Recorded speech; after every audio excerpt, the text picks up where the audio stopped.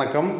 இன்றைய ஜாதக பதிவில் லக்கணம் என்று சொல்லக்கூடிய 1ஆம் வீடும், 5ஆம் வீடு என்று சொல்லக்கூடிய பூர்வ புண்ணியம், 9ஆம் வீடு என்று சொல்லக்கூடிய பாகிஸ்தானம், இந்த மூன்றும் சிறப்பாக இருந்து ஒன்றுக்கொன்று தொடர்பு ஏற்பட்டிருந்தால் அந்த ஜாதகம் எப்படி இருக்கும் என்பதை இதை பற்றி நாம் பேசுவோம்.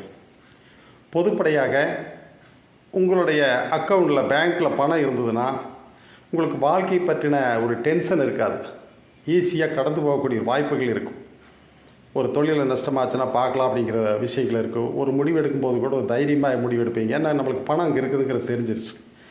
அதே மாதிரி தான் உங்களோட பூர்வ புண்ணிய பேங்க்கில் புண்ணியங்கிற பணத்தை சேர்த்து வச்சுருக்கீங்களா, அக்கௌண்ட்டில் புண்ணியங்கிற கணக்கில் பணம் இருக்குதாங்கிறத பார்க்கக்கூடிய இடம் தான் 5ஆம் இடம், 9ஆம் இடம்.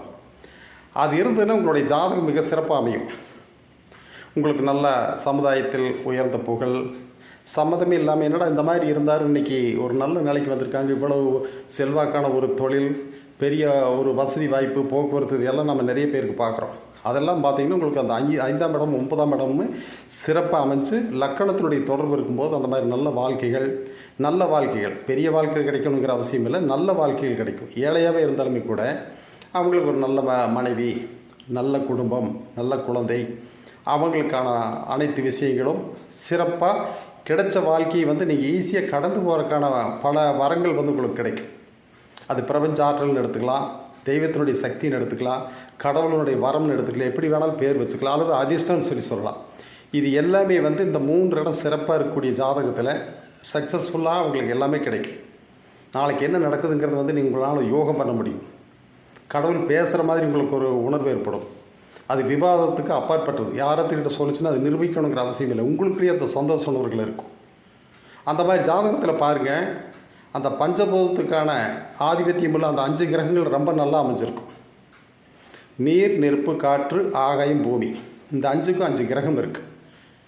அந்த 5 கிரகம் பார்த்திங்கன்னா அந்த ஜாதகத்தில் ரொம்ப அமைப்பாக இருக்கும். அப்போ அவங்களுக்கு மனநிலை தடுமாற்றம் இருக்காது. ஒரு விஷயத்தில் முடிவெடுப்பதில் திடமான ஒரு உணர்வு இருக்கும். அவங்க யோசிக்கிற ஒவ்வொரு விஷயம் மிக சரியாக அமையும். நல்ல நண்பர்கள் கிடைப்பாங்க.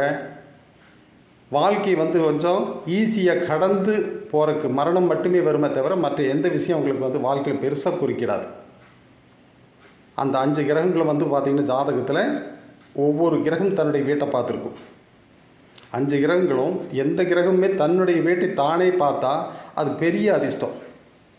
தர்ம கர்ப்பாதிபதி யோகம், சரஸ்வதி யோகம், கஜகேசரி யோகம்னு சொல்லக்கூடிய எல்லா கிரகத்தை விட ஒவ்வொரு கிரகங்களும் தன்னுடைய வீட்டை தானே பார்த்துன்னு அதுக்கு ஒரு பயங்கர சக்தி இருக்குது.